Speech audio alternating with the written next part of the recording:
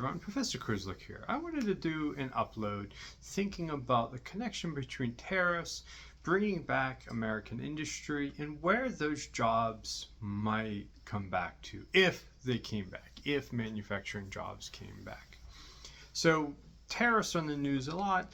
The Trump administration talking about trying to bring back industrial jobs to the U.S., steel mill jobs, car manufacturing, really across the board. Cell phones were in the news last week because of tariff threats that the Trump administration wants to put on Apple. So across the board, we see that the Trump administration wants to use tariffs to try to bring back manufacturing jobs to the U.S.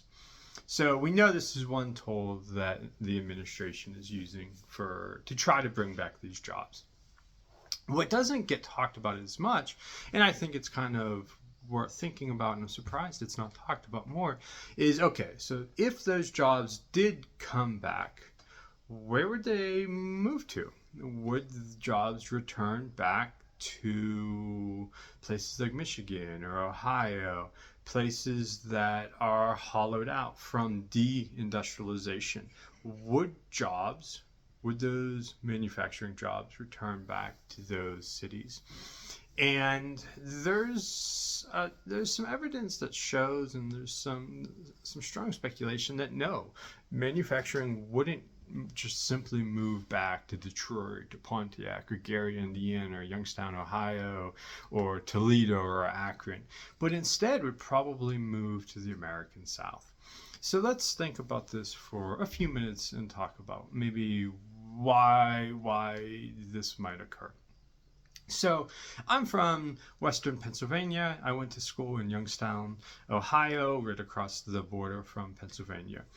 Youngstown, Ohio, if you're not familiar with, it used to be a steel town. There's a Bruce Springsteen song about it. A huge steel mills used to exist in Youngstown.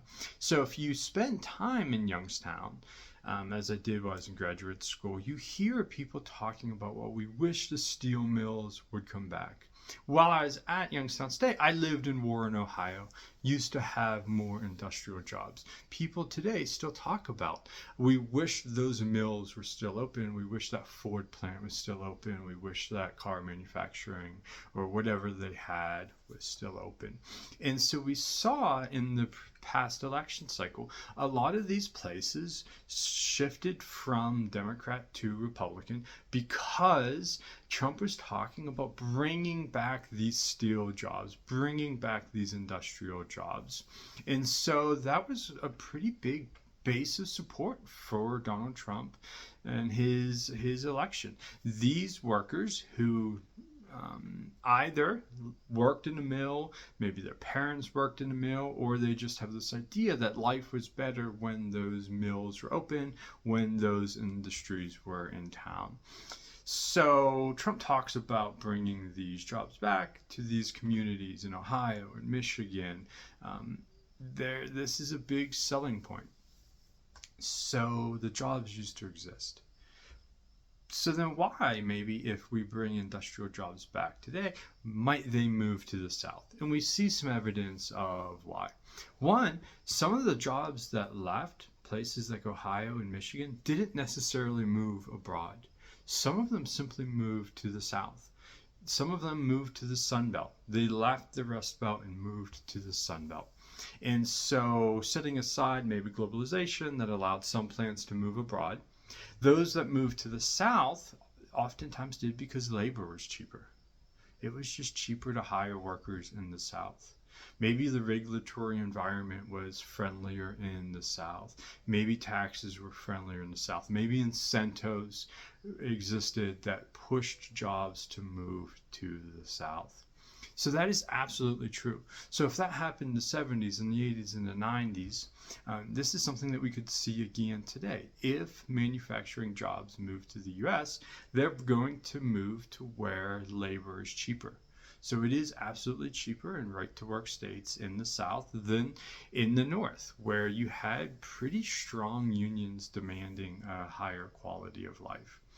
So if you're going to open a new plant or expand on a plant, it is more likely to be in a state that is going to be cheaper, which isn't probably Michigan. It's probably not even Ohio.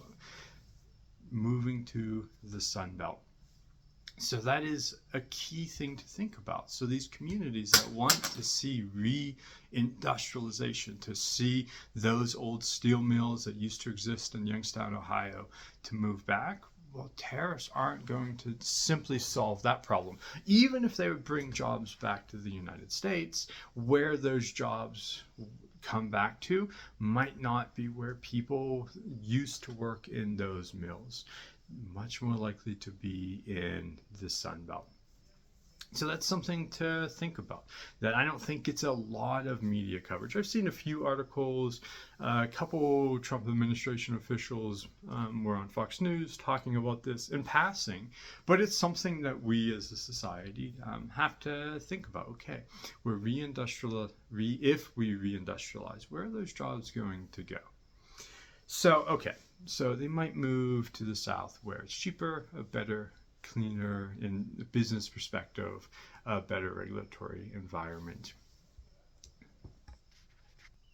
So if jobs move to where there's a better regulatory environment, something else we have to think about is what these jobs would look like. And this is something that the Trump administration has brought up a few times. They've said different things about it, but who's going to work in these manufacturing plants? Again, if we're trying to bring jobs back, bring manufacturing back to the U.S.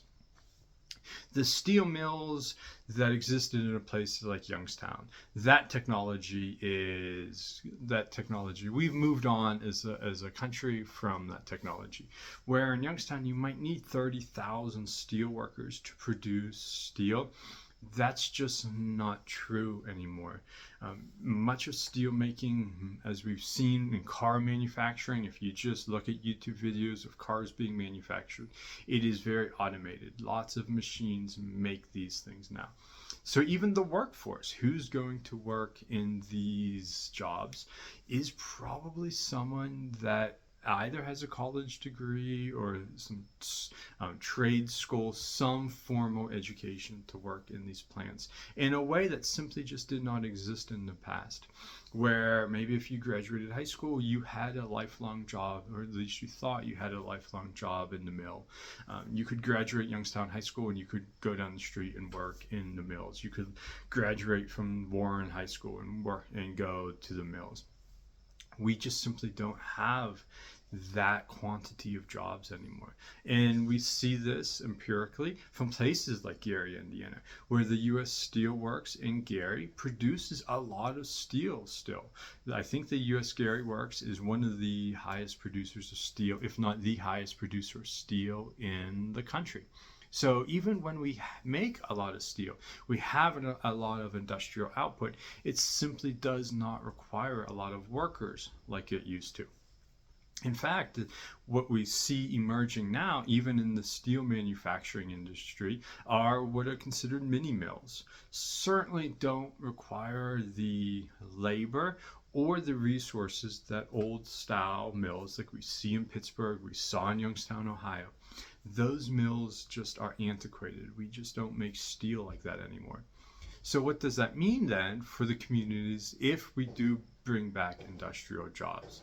So if we are worried about manufacturing for national security, okay, it doesn't really matter then if it's manufactured in Alabama or Arkansas versus Ohio or Michigan, as long as we're making steel, we are checking that box of national security, we can manufacture here in the U.S. as needed.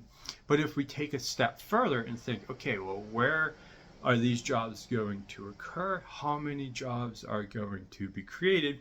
We start to see that the impact on the American economy might not be as big as we would think, because our way of thinking about manufacturing might be a bit outdated. And that doesn't mean that it's good or bad. This isn't a values judgment on should tariffs exist, should manufacturing be brought to the US.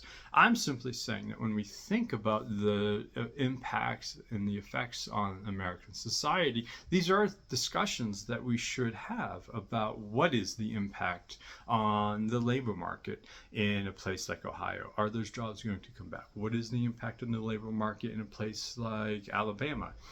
If those jobs come back, is there even a workforce in some of these regions to work in these mills? Which there might be. I certainly don't know. But these discussions should be, I think, a little bit more front and center than some of the discussions that we're having, where we're not thinking, well, okay, well, where are these jobs actually going to go?